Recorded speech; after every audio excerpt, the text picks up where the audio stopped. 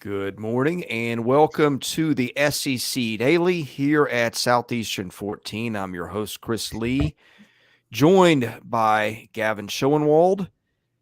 We were supposed to be joined by Trey Wallace today. Trey had to cancel for a personal situation. So anyway, sorry, I know you guys are used to having Trey on Fridays, but we couldn't make it work this week. But anyway, Gavin, it's me and you.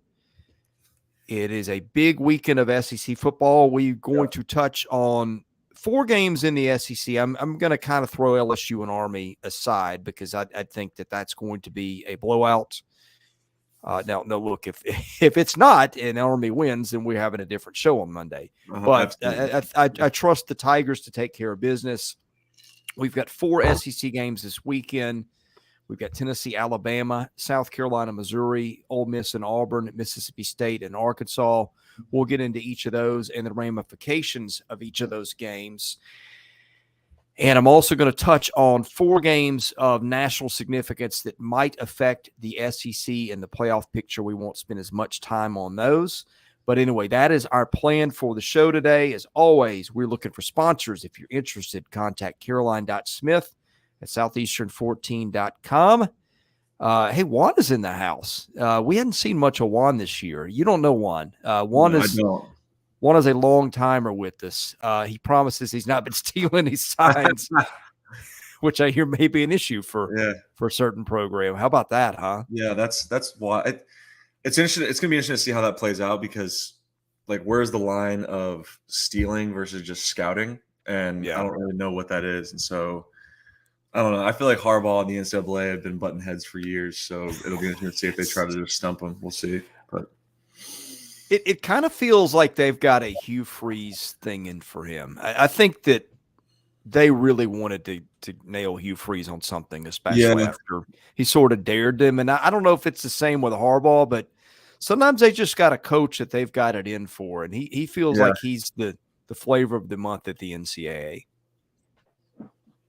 Yeah, I think there's like some personal vendettas that occur sometimes with the NCAA and coaches, and you know, everyone's got a little bit of an opinion on the organization, but we'll just leave it at that, I guess. So I've got my own, but we'll stay away from that today because that would take up the whole show. We're not going to do that because we got football to talk.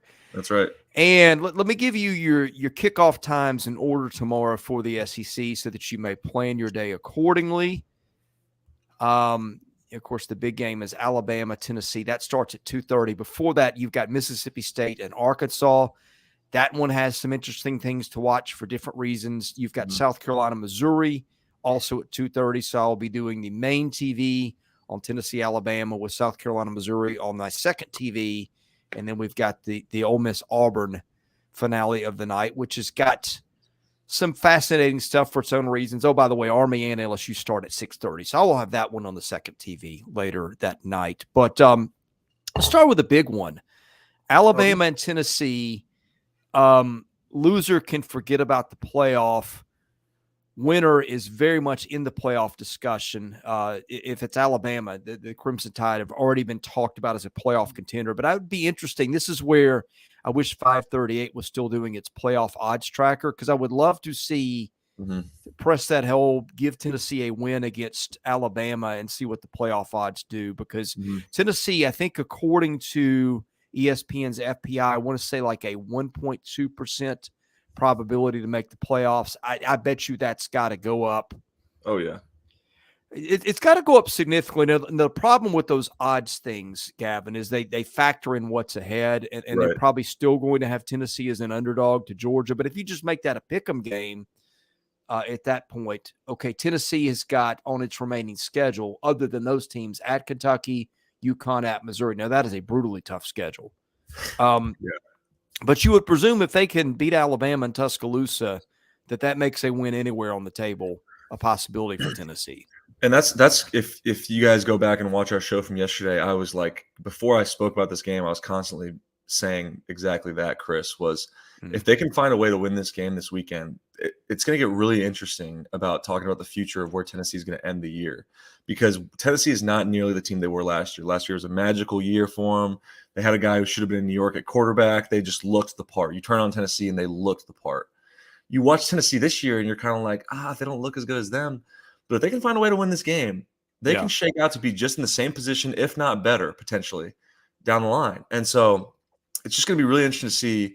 This is a total fork in the road game for their season. If they win this game, the path they take is still going to be a tough one. Don't get me wrong. Got to go on the road at Missouri. Got to go on the road at Kentucky, and then host Georgia as well, obviously. But it opens up that opportunity. If they lose this game, it's over. They're going to fall short of their goals and what it was last year as well. But if they can find a way to win this game, even though they haven't looked nearly the part, it's just going to get. I think it can get really interesting. We can start having some really great conversations about how this season can end for the Volunteers. Well, look, it's not like Tennessee lacks things to play for if it loses in Tuscaloosa tomorrow. I mean, you still got you go to a Cotton Bowl, an Outback Bowl, something like that, a biggie if you can win some other games. I mean, especially like if Tennessee ends this, even if let's say Tennessee loses to Alabama and Georgia, but it wins at Kentucky and Missouri. And of course, you figure at that point also polishing off Connecticut and Vandy. Apologies to you. But hey, look, that's still like a 9-3 season. That's getting somewhere in a bowl that matters. Now, when you have opt-outs and all that, who knows? I mean, that's the bad thing of the sport right now is you got that layer built in, which I'm hoping NIL will eventually resolve some of that, and I have a feeling it will. And that's another thing is like, Tennessee's one of those perfect teams that, like, with 2 losses, could be in that 14-team playoff next year, but wouldn't be in it next year. Mm-hmm. I'm rambling here, but the point is Tennessee's still got stuff to play. Well, and here's the other side of the coin too. We're talking about if Tennessee loses. Hey, look, Tennessee gives Alabama problems in certain areas. I think this game is going to be decided on mistakes. And Gavin, what's the biggest thing that causes a mistake? What, turnovers? Getting to somebody's quarterback. Oh yeah, the sacks. Yeah, I'm a little worried about Tennessee's pass rushing at the middle road, to be honest with you. Well, look, Tennessee has 24 sacks. Alabama has given up 31. Yeah. And that's a problem. Yeah, it is a problem. And Saban said it yesterday. He was on the Pat McAfee show. I was watching him talk. And he talked. The first thing he talked about this game, he said they got some talented pass rushers, and we got to find a way to protect our quarterback better. And that can affect the entire game. I don't care how good your receivers are, even though they're not what they've been in the past at Alabama. But still, like, Alabama is big play dependent. Their offense is big play dependent. They bank on the big explosive touchdown. And if Tennessee can find a way to get to Milroe and kind of make his life tough throughout the game, sometimes those big plays aren't going to be there. And so and the fact that Saban's the first thing he said about that game makes me think that he knows that's like the number one key to victory for them. Yeah. Now, our friend SEC Football, who's a regular here, also makes a good point about Alabama having a hard time with Tennessee's rushing offense.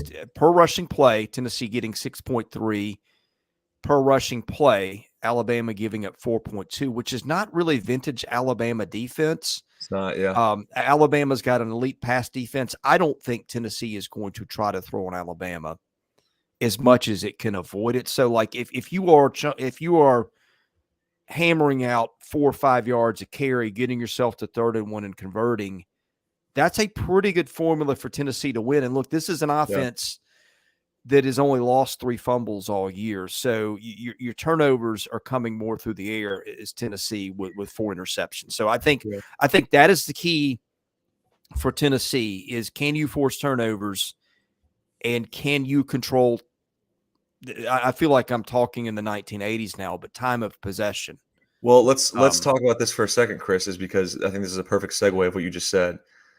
This game, take last year's game and throw it out the window, because this game is completely different. Last year, let's talk about it. You had all this hype coming in this game about Tennessee ascending and basically meeting Alabama. Both teams had basically Heisman caliber quarterbacks. Both teams had the best 2 offenses in almost the country, but definitely the conference. In this year, you have Milroe, who's 7th in the league in passing, and Milton, who's 9th. And then you have it's a completely different game. And so last year we saw it was 52-49. It's not going to be that high. It's not going to be that track meet that we saw last year. It was balls up in the air, left and right running. This can get to be like a little bit of an ugly game to watch, to be honest with you. It's almost similar to the Alabama Ole Miss game that we saw earlier this year. That game was ugly. And I could see that happening again this weekend, especially with both teams' strategies to win and plans to win. Because you're right, I don't think Tennessee is going to air it out with Milton and try to win it. They can run the ball, but I do think that Alabama, the biggest thing for them is, can they protect Milroe, which really wasn't a problem last year with Bryce Young and how he was able to move throughout the pocket. But then also, can they get the big play? And I just think this game, it's not going to be 52-49. It's going to be somewhere in the 20s, close, ugly game, maybe a defensive or special teams touchdown. We'll see, but I don't think it's not going to be anything like last year's game at all. Yeah, I don't bet. I don't know how recent this is, but the over-under 48, I feel like it's going to be under that. It's possible. Look at that. Over-under is 48, and last year the final score was 52-49. Like, that's cut in half. Yeah. And so I'm telling you, it's going to be a different game. It's going to be a completely different game. And it's funny because the reason that this game has a lot of hype is because of last year's game, right? Because of what that was, and such a monumental win for Tennessee's football program, and everybody saw it, And so it's just interesting because it's almost like a revenge game, and because they're remembering what happened last year, but you can't think about it too much because the game is going to be completely different as a player, at least. Yeah, this is interesting. My dog, who I thought was roaming the backyard, but apparently he's posting on YouTube. And he's also a Tennessee fan, it looks like. We have to rush for over 175 and throw for over 200. How do we throw for over 200? I don't think you do. Yeah, I don't think you do. I was listening to my friend Mike Bratton at that SEC podcast, and I believe there was an over-under on Joe Milton passing at 190. They took the under, and so would I. Yeah, I think I would too. But like, even look, the fact that we're even talking about this, think about what we talked about Tennessee at the beginning of the year. It was just going to be such a simple switch of Hooker out and Milton in. And it has not been that at all. It's been completely different. It is not the same offense. And look, is it a little bit worse? Probably, but it's not like Tennessee is a horrible offense. It's just different. It's just different the way they attack the rushing game. They were good at running the ball last year too. That was probably the most underrated part. Ole Miss is good at that as well when you really think about the teams that air it out. But it's almost like can you believe this after what we saw from the Tennessee team last year and what we talked about Tennessee preseason? It's almost like you want to force Tennessee to throw the ball. That was the opposite of last year. You were scared. You were scared of them to throw the ball last year. And so it's just interesting how that develops and teams find their new identities to, previous year's teams. Who your quarterback is everything. And like I said, I mean, I think sometimes you don't know how good a player is until he's gone. I mean, like we knew last year that Hendon Hooker was an elite college player. Yeah. Mm-hmm. But there was some of that thought of, okay, they take him out, they plug in Milton. And remember, this time, through 3 months ago, people were talking up Joe Milton as a first rounder. And I'm thinking, let's pump the brakes on that a little bit. These guys, quarterbacks are not usually fungible. I mean, heck, it's not even the case at Alabama. Alabama had that run of first rounders. I'm not saying Jalen Milroe's bad, but he's not those guys. And we talked. Your quarterback is most valuable player in sports. Your quarterback, absolutely, and that's what we talked about. That was, man. It's funny because we're really at like that halfway point in the season, and we're starting to look back on some of the things that we thought at the beginning of the season. All our preseason shows, Chris, all our week 1 shows, week 0 shows, and we talked about how this year is going to be different because there's some huge shoes to fill in all these quarterback rooms. Mm-hmm. Carson Beck at Georgia. Bryce Young at Alabama, Hendon Hooker at Tennessee. Like, there's some ginormous shoes to fill across, really, in this conference, of course, but in college football too. At Ohio State with Kyle McCord, I still think he's got to figure it out. And that's a whole other conversation we're going to get into later.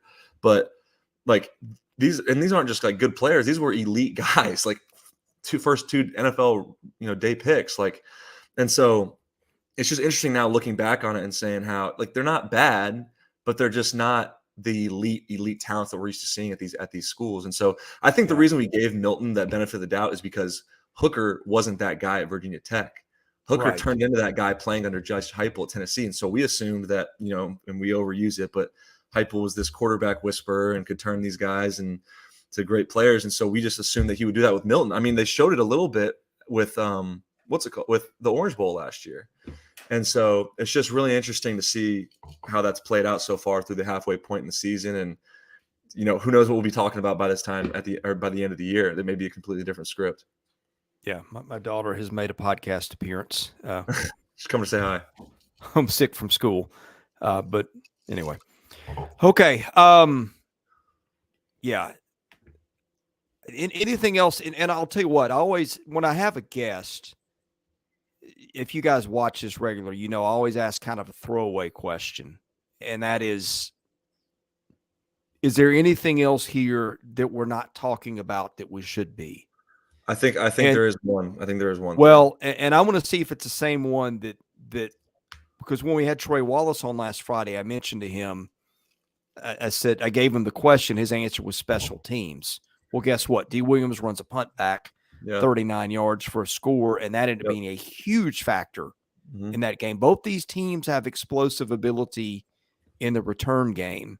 Yep.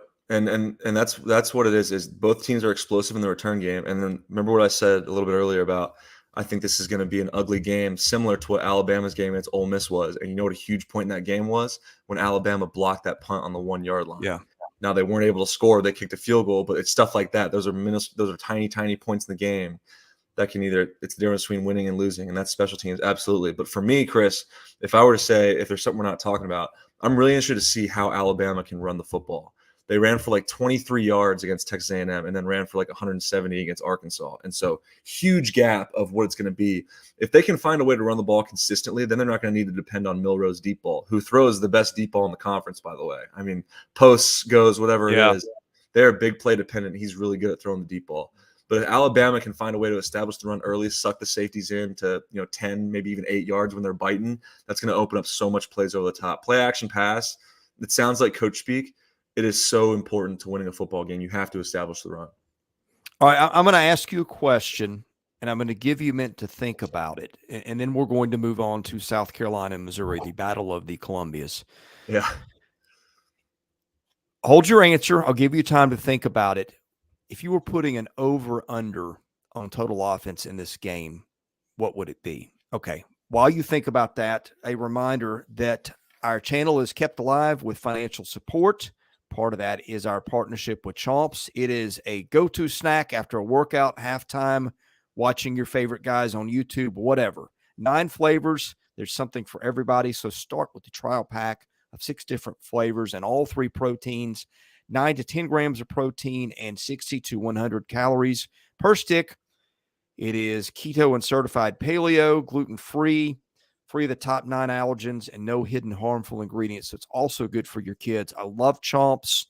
The flavor, the variety pack, I would recommend that. That's terrific because you do get a variety of things there. Let's go to Chomps today. Chomps.com, I think, is the website. You can see our promo code below. Get 15% off your order. Help out the folks who help our show, and do yourself a favor with the great snack with Chomps. Okay, over under on total offense in this game for both teams combined. Where are you going? Well, when you asked me this, I was like working my mind like a consultant here. I was thinking, okay, they're going to have this many yards rushing, this many yards passing. Like, I think that Tennessee, they're just so good at it. They're going to run for at least 100 or 170 yards, like somewhere in between there. But if Tennessee can throw the ball for over 200, I believe we had a comment say something. If Tennessee can throw the ball for over 200, they probably should win the game if they're going to run the ball like that, to be honest with you. When I look at it, it's possible that that number could sit, Chris, right around like 500, 515. Maybe. Wow. Okay. I'm who knows, because it may not be the full field as well. What I haven't seen is I haven't seen consistent, 12 monotonous drives from Alabama. They depend on the big play. So I don't know how much they're really going to go the full 75 yards that you see in a touchback drive. And then for Tennessee, I just have no clue. I just have no clue what. And so I would say around like 515, 520, honestly. And it's just going to be interesting to see how that's distributed through rushing, through passing, both teams. But it's not going to be that track meet we saw last year, y'all. I'm telling you. And if it is, I'll be shocked. I'll eat my words. I'll be shocked. I'm going in the neighborhood of 635. Sometimes games are not what you think they are entirely. And look, maybe I end up looking stupid, and maybe the number's 450 at the end of the day. But both these teams have athleticism and speed and the ability to pop big plays. And I know Tennessee's not hit a big pass play downfield, and I know that's a tough match with Alabama, but you just don't ever know. I mean, they've got speed. They've got a guy in Joe Milton who can throw the ball 80 yards in the air, whatever. I mean, eventually they're going to pop one against somebody. Alabama is not the team that I would pick for that to happen against, but it's not a 0% chance either. You talked about Milroe. I'm going with that number, just thinking that somebody is going to pop a big play somewhere, and maybe a couple of somebody's on both teams. But that's fair. That's fair. Absolutely. I also think too, and I'm telling you, like, it's pretty remarkable actually, because we're sitting here talking about, I don't think Tennessee, they haven't really depended on the big pass play over the top. Like, are you kidding me? Like, that's what we thought their whole offense was going to be this year. Right. And not only that, but they're 5-1. And so they're just finding different ways to do it. And it's not what we thought this Tennessee team would be, but they're walking into Tuscaloosa 5-1. I mean, I would take that. I would take that at the beginning of the year. I would have. Now basically guaranteed that this is like a 9-7 game in the style of Iowa, or it's going to be Kentucky Music City Bowl again, or it's going to be now if it's 50-49, I cannot wait to do the Saturday night show. I may not show up on Monday. I may not show up on Monday if it's a track meet, y'all. I'm sorry, I may not. Hey, we all miss at some point. Yeah. So I'm fascinated to see this one. Okay, next one, South Carolina, Missouri. Yeah. Did you ever break your foot after a football game, kicking something? I feel like I have so much to share about that, but I also want to hold my tongue, and so it's just. Well, you know, wait a minute. You can't just let that line give. No, I just look and first off, and Chris, I shared this with you. Like, when I went through my recruiting process in high school, and to our viewers who may not know, I was committed. I was going to South Carolina when Will Muschamp was there. Like, that's the school I was going to. I was signed, offered me a scholarship, was a part of their class, and then had a change of heart and decided to stay home from Nashville and decided to go to Vanderbilt. And so I've always kind of, watched South Carolina, and, that was potentially going to be my home for the next 4 to 5 years. So seeing how that's changed since Muschamp, who's the guy who recruited me, to now Shane Beamer in there. Like, when Beamer first got there, and the first, it was like, man, this guy's really charismatic. Seems like a fun guy to play for. They make great social media videos, funny stuff in the off season. Like, seems like a really likable guy. And then I see these press conferences after these losses, and he's blaming the chain gang for eating hot dogs, and he's blaming his players for not running the pressures. And so there's just some really weird vibes from Shane Beamer. I can't figure out if he's just, doesn't handle losing right, or I don't know. And so it's just been really interesting, and I hate to see it because I love South Carolina. Obviously loved it so much that I thought that's where I was going to play my college ball. It's just really interesting to see how he's handled some of the losses this year. And then, obviously he's not only did he break his foot, but he's kind of laughing about it, which I thought was a little funky, but oh well. Yeah. The game itself, it's going to have to be Spencer Rattler and Xavier Legette carrying them. Yeah. I worry about South Carolina's ability to protect Rattler against anybody, but that defensive front, it's not at the top of the league in sacks, but Darius Robinson and that bunch, they're big, they're physical, they can get after you. Tyron Hopper's had a little bit of a down year, but he's got it in him to have a good year. Mm-hmm. And then I think the matchup here to watch is the Chris Abrams drain on Xavier Legette, because Abrams drain is a corner that's going to hear his name called, I think, early in the draft next year. Mm-hmm. If you got a shutdown corner, that is one of the rarest commodities in college football, if not in sports. Yep, absolutely. I feel like Missouri's got one of those, and I feel like for South Carolina, that's going to present a big problem. Well, when my man goes to the NFL draft and people turn on his tape, this is the first game they're going to watch, because they're going to see, okay, is this guy a real deal shutdown corner? Who's the team they played that had a true number one monster wide receiver who is going to get double-digit targets, and that the other team's going to be looking to get? They're going to turn on this game, because Xavier Legette is a man amongst boys. That dude can play. And so this is the first – if I'm an NFL scout right now for Miami Dolphins, Rams, whoever it is, and I'm scouting this kid, this is the first game I'm turning on. And if we're talking about this, Chris, my man knows it too.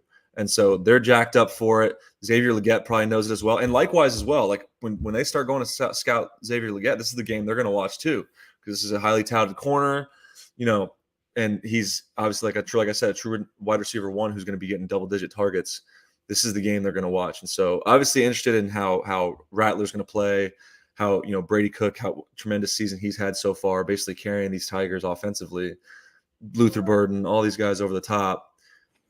But I think when it comes down to the individual matchups, this is the one we really got to watch for. Okay, you were in an SEC locker room at Vandy Mhm. this time a year ago preparing for that Missouri defense. Who was Yeah. the guy that you guys were most worried about, or maybe pick two if you need to? Well, he's not there anymore, but it was Isaiah McGuire Oh yeah, who was a picked in the third or fourth round, and he was a guy that not only that we were worried about, but a guy that like I personally had to go against. Defensive end was blocking him as a tight end. The whole week I was watching him. You know what is his best pass rush moves if I'm going to stay in the protection, if I'm releasing on an out cutting route. You know, what does he like to move outside? How does he use his hands? How can I slip past him perfectly? That's little stuff like that, because as a player, when you're in your team, you know, your team meetings and your position meetings all week, the coaches are giving you the game plan, giving you here's what it's going to look like on third down, here's what's going to look like on first and second down. When you go in there as a player and watch film by yourself, you're looking for all the little intricacies, all the little stuff that the coaches don't give you. You're not looking at, oh, what formation do they run against third down? All that stuff's made for you by the GAs, the quality control coaches, position coaches. All the structure of the film is made for you.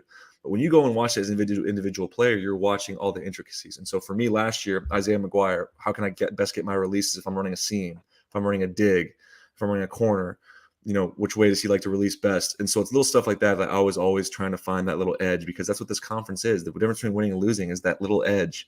And I was always trying to find that. And I guarantee a lot of people in this conference are as well. Defensive backs. Was Abrams Strain the guy that you guys circled? Yeah.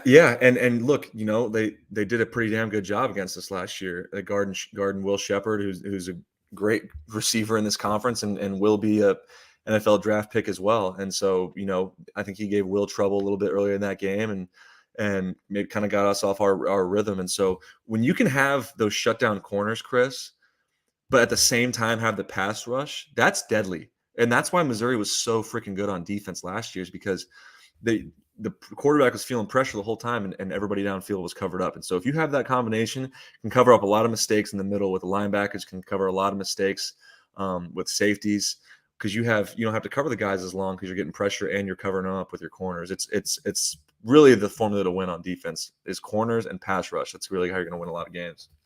Okay, ramifications for this one. If Missouri wins this game, 7-1, you're looking up with the bye week, a trip to Georgia, you host Tennessee, Florida at home, at Arkansas. You got to feel you got a shot at that point at a double-digit win season, which would be probably a program changer for Eli Drinkwitz. Look, that's a coach who entered the year. I don't know if to say he's on the hot seat is fair, because I can't read his athletic director's mind. But like if they go 6-6, God forbid 5-7, then that's a we're getting a new coach conversation. Yeah, they win 10 games and you count a bowl in that. That is we got our coach for the long term conversation, which that always can change if next year's 6-6 again, but for the time being, that changes the narrative around that program. Well, I think also too, what you're seeing is, and what helps a lot is they got a lot of their good players that they're bringing in are like his guys, if that makes sense. Like, so for like when they got Luther Burden, I remember that was such a huge deal that basically Missouri got this top ranked receiver who could have gone to, you know, Ohio State, Alabama. And when he decided to come to Missouri, I remember they played him from day one, and he was good, but he wasn't this good when he first got there. Yeah.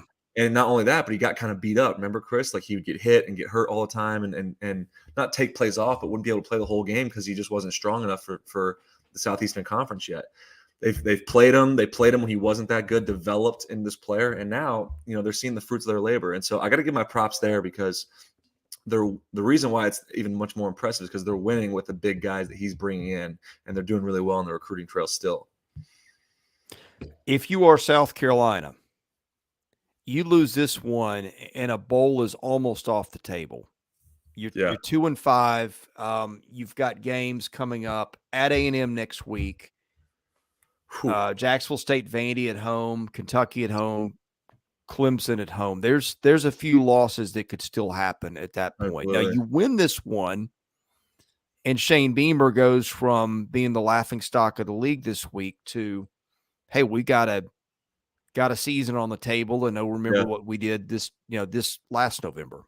Probably another fork in the road game, like I said about Tennessee and their season with the Alabama game this weekend. You lose this game and you go to 2-6, and then you it's on the road to A&M, correct, Chris? Yes. Is that right? Then you go on the road to A&M, and that's going to be a tough game to win. So then you're sitting at 2-7, and you still got to play Clemson at the end of the year, and you still got to play Kentucky, who's probably playing better than you right now.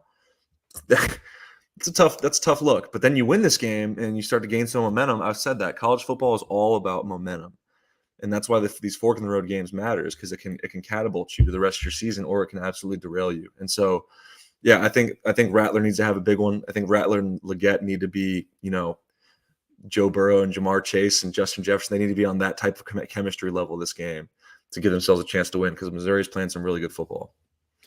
All right, Del Rice gives us a hottie toddy, which leads us to our next game. That is Ole Miss and Auburn in the much anticipated Hugh Freeze rematch against his old team.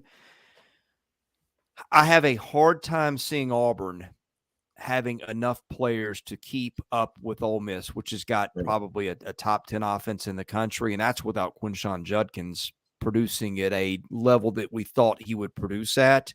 Yeah.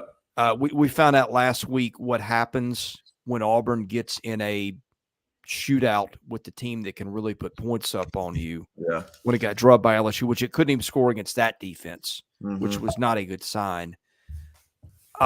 Look, we have seen Auburn do some pretty crazy things in its backyard this year, including holding Georgia playing Georgia within a touchdown. So there's that. Yeah. But I don't know if Hugh Freeze has got something in the bag of tricks with Auburn's offense that he hasn't pulled out. I would tend to think no, because if you've got it, you've had some big games. Why would you not have? But if Hugh Freeze can dial some things up, look, they do get an occasional big play from an Ashford or somebody like that. Yeah. That they can spring in the running game. And Ole Miss's defense is not the strength, but I just have a hard time seeing them keep up with Ole Miss. And I'm surprised if it ends in a little differently. Although, look, Ole Miss has only been on the road. They were at Tulane, won that one, out of Alabama, lost that one 24-10.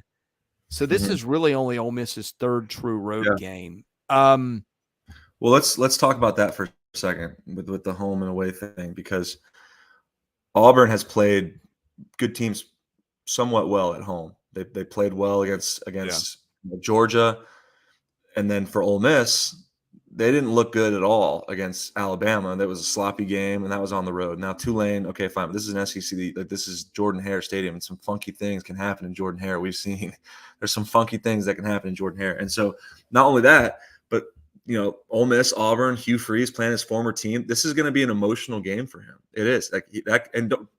He was really, really, really good at Ole Miss. Like their teams when he was there were really good. And when he was there, I'll never forget. It was recruiting me. It was Easter weekend. It was Good Friday. It was the only time I could come. Stayed back from going his Easter plans for the weekend. Met with me on my recruiting visit. I have nothing but great things to say about Hugh Freeze and his time at Ole Miss. Treated me well. Have friends and family. Dawson Knox, a great friend of mine, a Buffalo Bills tight end, played there. Has nothing but great things to say about Hugh Freeze. And I think Auburn fans know that. And I think this atmosphere is going to be charged. I really do. And I think it's going to make it tough on Ole Miss. But I think it's also going to give Auburn the chance that it needs. Do I think it's going to happen? I don't. I still have Ole Miss winning this game by a pretty substantial margin. But I do think that it's going to be a spirited game, especially early. It's emotional for Hugh Freeze. Yeah, Auburn's coming. I just don't think it's right now, the way they're recruiting, great way to put his track record with offense. But it's just a little premature. Now, look, if I'm wrong, Auburn wins this game. First of all, you're going to have major meltdown in Oxford.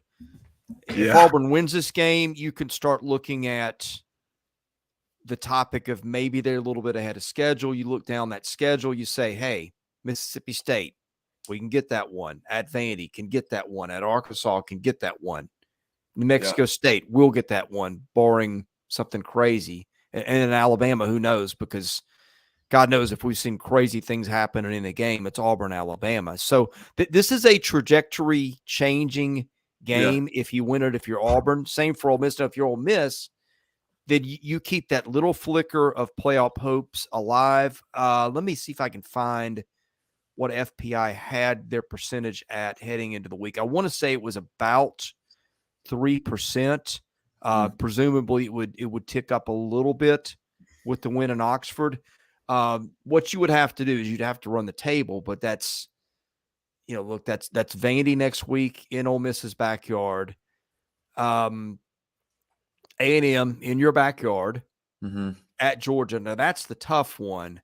ULM at Mississippi State, and that's another crazy rivalry game. But if you get this one in your Ole Miss, you feel pretty good about things the rest of the way. And then you've got that kind of winner take all game in Athens if they're both still A, undefeated for Georgia, B, one loss for Ole Miss to look forward to. Reoccurring theme here, fork in the road game. And look, but this is also a game they should win. Like, this is a game they should win. And so, and let's not forget also, at the end of the year last year in the offseason a little bit, there were some real deal rumors about Lane Kiffin going to Auburn. And now they're playing this game. And if Hugh Freeze can beat him in his first year, you're right, that's not going to look good for people in Oxford. It's not. And just some really interesting, little middle storylines in this game between Hugh Freeze and Kiffin. And then, like I said, kind of it's a reoccurring theme, a fork in the road game as well for really both these programs, but especially Ole Miss if they want to get to where they want to go. We should call this the awkward bowl. It's a little awkward, isn't it?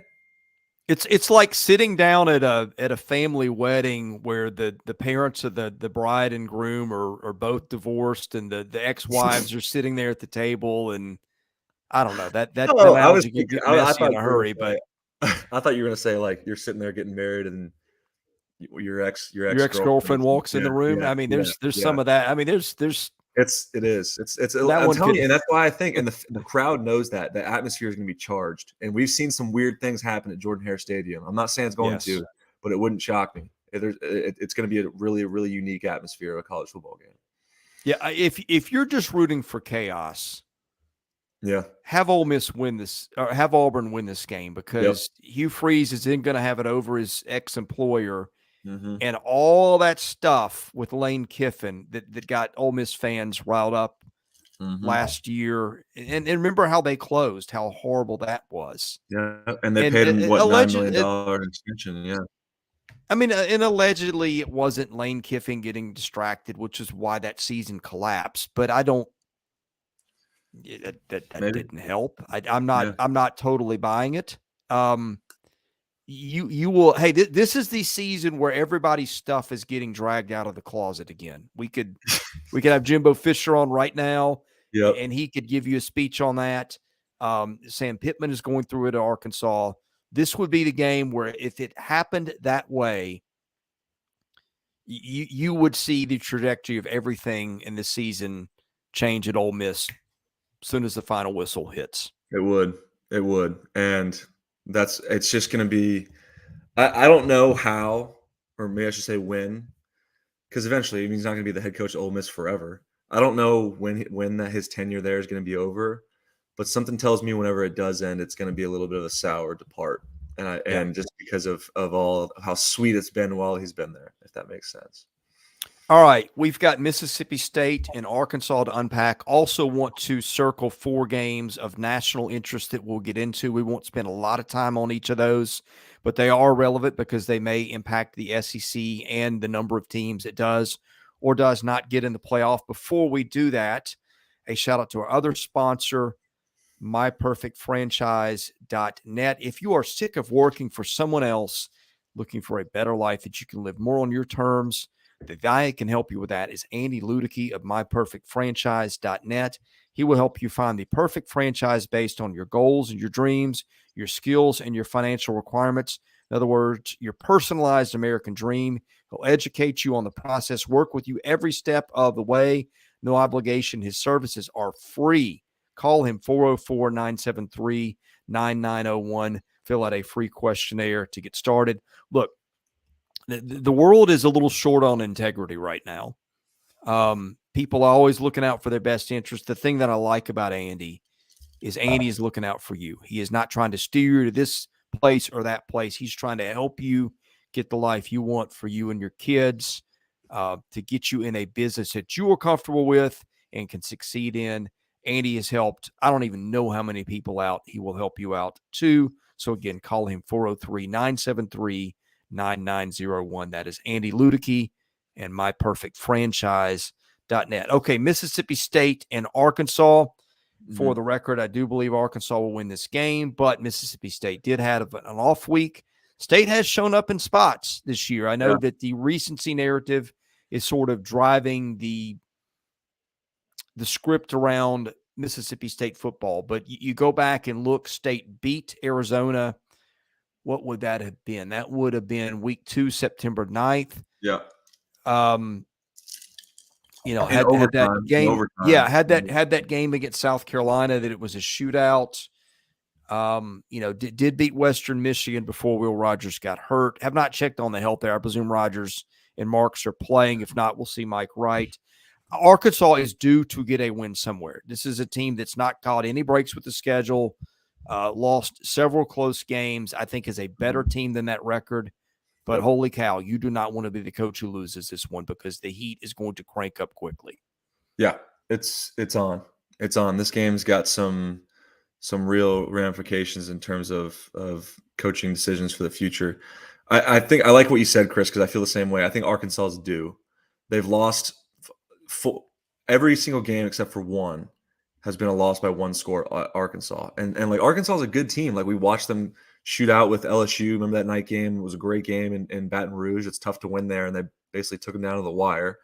They've lost, last week, almost came back and beat Alabama on the road as well. And so they've played well, and they're due for a win. And I think this is where they finally do it. It's been a little frustrating as well. I can't imagine what that locker room is like as a player. You feel like you play good enough to win, you fall short. It's almost like you go back to practice and you're like, man, what more can we do? It's a really, really frustrating feeling.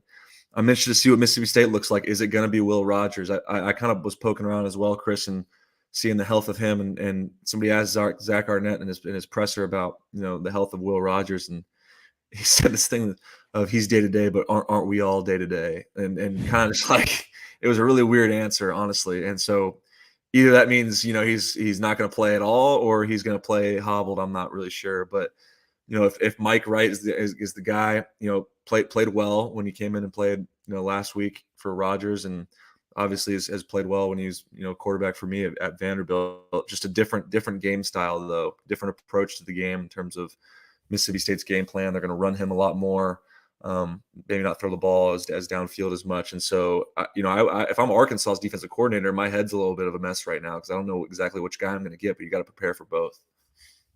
Yeah, and look, if you're Sam Pittman, you win this one. Okay, you're going at Florida. We're going to be underdogs, but we got a shot. Auburn got that one at home. We'll be favored in that more than likely. FIU, that's a win. And that Missouri game, which is a game where the teams hate each other. I mean, there is a path to 6-6. And I think after all that has happened, Rocket Sanders was never a factor this year. Now I think he's done for the year.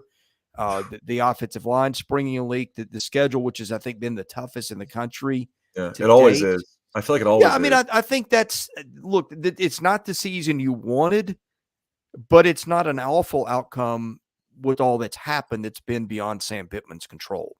Yeah, there's been a lot between Rocket Sanders' injury, the one score. Like, it's not, if they were getting blown out and had this record or getting beat by double digits, okay, maybe it's time to have a conversation about Sam Pittman. But I still think he's a great match for that university, great match for that program, what they do. And so it'd be hard for me if let's say they do go 6-6, Chris, or maybe even 5-7. Honestly, if you look back and say, okay, Rocket Sanders got hurt all year, KJ's been a little bit banged up, and then you say we lost this many games by one single digit score. I mean, what if those games flipped in your favor?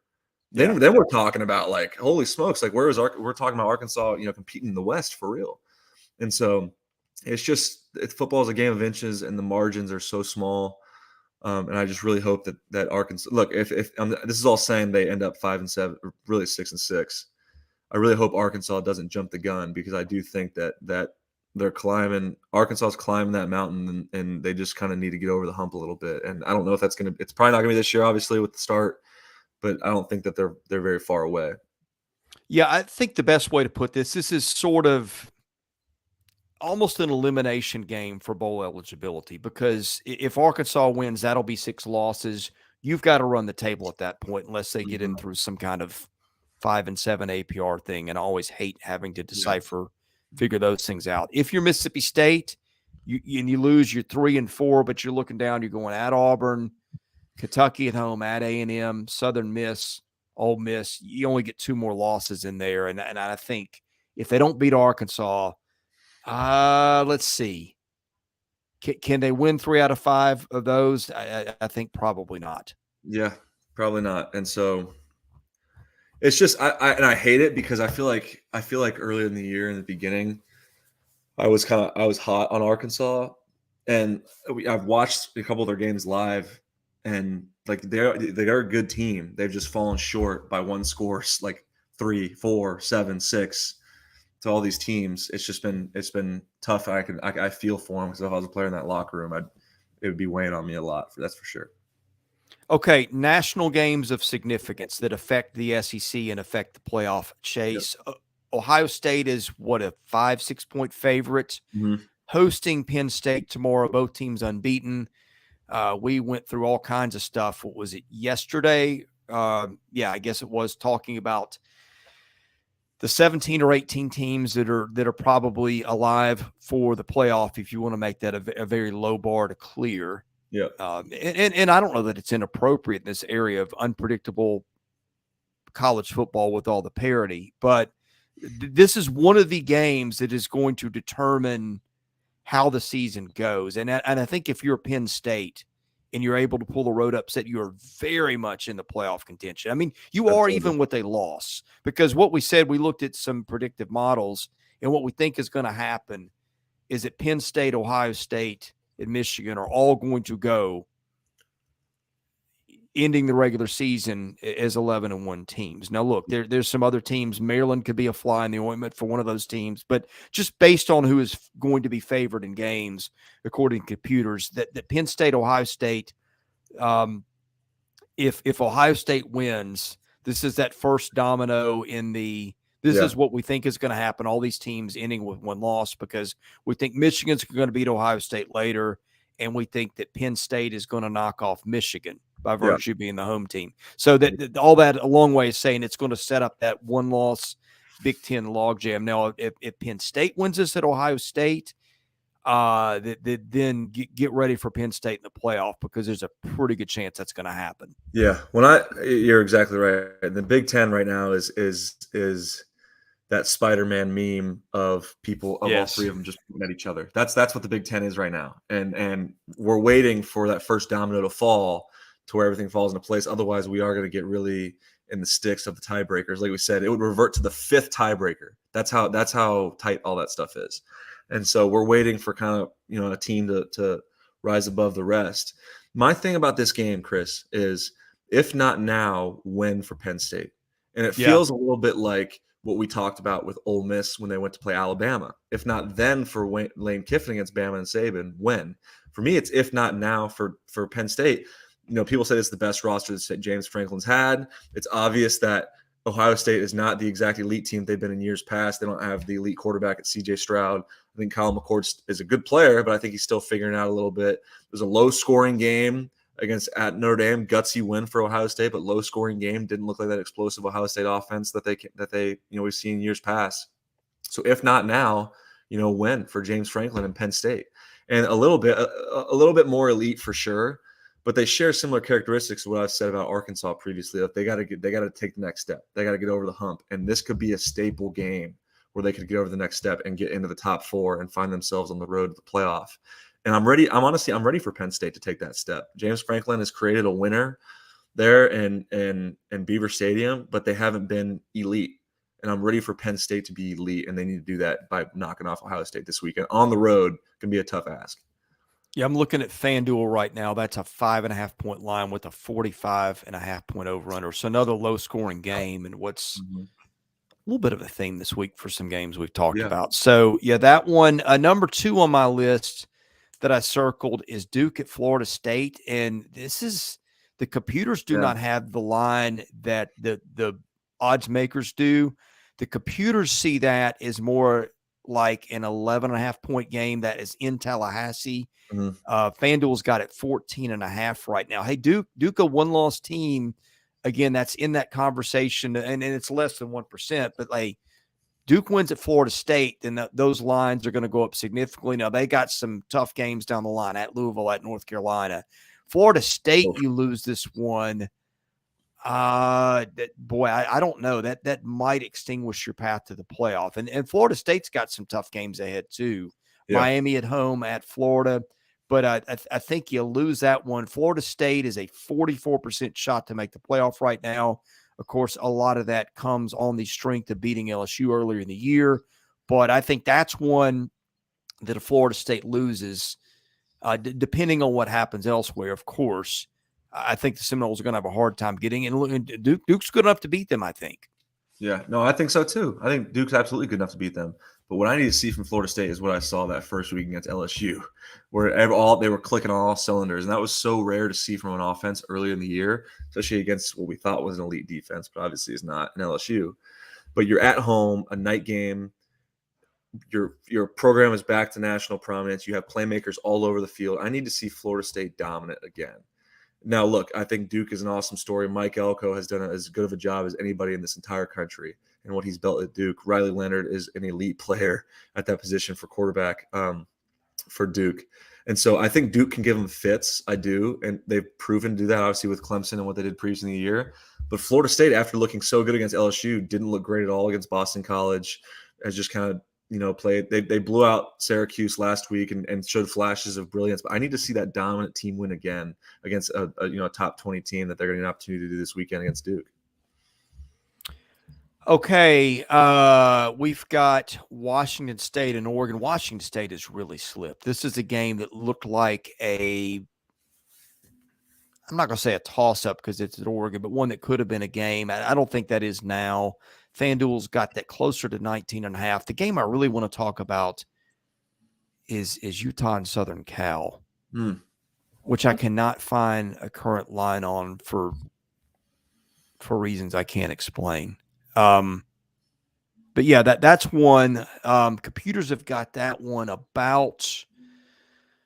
Oh my goodness, let me find it. And Southern Cal is hanging on by a thread here, but it does host Utah. That should be about a 7-point spread in Southern Cal's favor. That's what ESPN had earlier in the week. I'm looking for something more up to date. I can't find it. Think that gets us in the ballpark. Look, this is one of those that loser definitely goes home. I don't know that Utah's got any chance at this point, and Southern Cal would have to win this one. But Southern Cal took a big dent in its hopes last week. And frankly, I think going forward, Southern Cal has got, let me count this up. It's going to be an underdog against Washington and an underdog against Oregon. And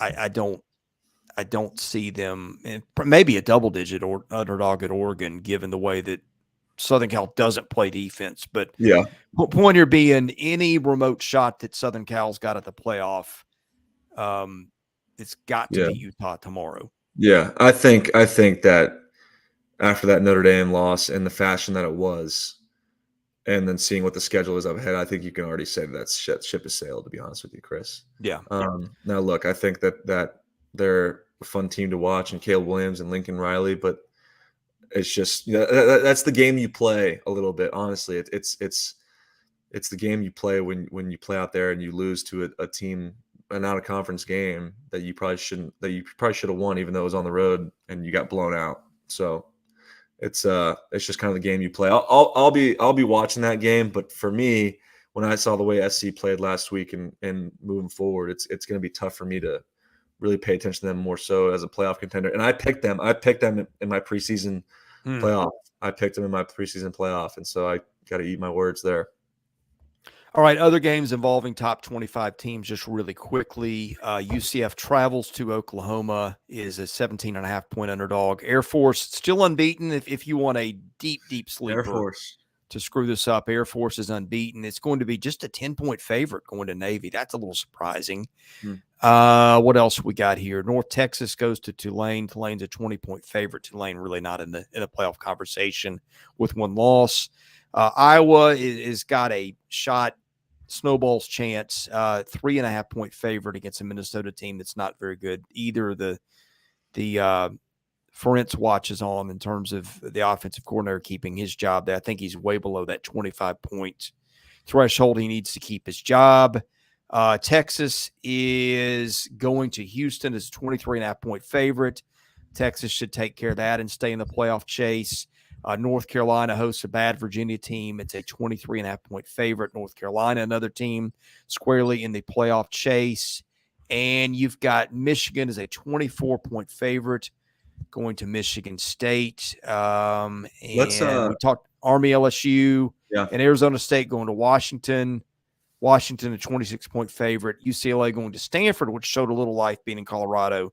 UCLA, a 17 point favorite. Those are all your top 25 games for the week. We got about 4 minutes left, Chris, and we never picked the games. Can we go through and pick them? Because I've been keeping track of my picks. I've been keeping track of my picks. This is my third Friday show, and I'm 9-2. And goodness! All right, rapid fire. Give them to me. All right, Tennessee, Bama, the big one. Like I said, I think it's gonna be an ugly game. Nothing like last year. Throw it out. Not Heisman quarterbacks. Not super explosive. Best offenses in the conference. But I do think Bama prevails at home. I think it's going to be 26-20 and a little bit of an ugly one. Alabama. Yep. Alabama. Moving to the Battle of the Columbias, South Carolina, Missouri. Homecoming game for Missouri, back home. Third consecutive sellout at Mizzou. They're gaining momentum. I told you, it's all about momentum in college football. I think Missouri prevails with the way they've been playing. I mean, I got to give my props to Drinkwitz. They were down 14-0. And threw a jump ball of a punter. That was one of the most, I hate to use, but it was one of the ballsiest plays I've seen so far this year. Yeah. And it paid off, and they blew them. They took it and ran with it. That absolutely changed the trajectory of the game. I got Missouri beating South Carolina at home 37-28. Moving to Ole Miss, Auburn. Like I said, I think this is going to be a really really emotionally charged atmosphere. I think the lines of Kiffin and Freeze playing the former teams, I think this could get emotional early, but I do think that Ole Miss kind of runs away with it here. 34-21, Ole Miss winning at Auburn. Let's go to Arkansas. We talked about it, Chris. I think the Arkansas team is better than their record says. A lot of those losses were by one scores. Mississippi State is a desperate team as well, but I still think that they're having identity issues between obviously how Mike Leach ran the program, rest in peace to the Pirate, and then how Zach Arnett is here. I got Arkansas winning this game in Fayetteville 34-27. And then I have LSU beating Army 42-10. But I got to say, if you guys saw the way that LSU painted their end zones this week with the camouflage, I think it's pretty freaking awesome with everything that's been going on military-wise throughout the world, honoring the soldiers basically they're playing against. I think it's going to be really cool. So those are my picks for the week. I'm 9-2 so far this year. Hope to keep that winning record going and expand that winning percentage. But those are my picks. Yeah, when you say your prayers, say a prayer for world peace this week and for our troops. Hopefully they do not end up in harm's way at any point, but it is a crazy time. All right. Saturday, we will be here for a reaction video after the games. I'm going to guess we will time that up with the end of the Auburn Ole Miss game, maybe depending on whether that is close or not. But anyway, probably around 9 o'clock Central on Saturday night, we'll have a live stream. So tune in for that. Best way to get it, hit that subscribe button and then enable your notifications so you get that. All right, this is it for the SEC Daily here at Southeastern 14. We'll be back at it on Monday at 11. He is Gavin Schoenwald. I'm Chris Lee. God bless you all. Have a great weekend. We'll see you on Saturday night, again, probably around 9 o'clock Central.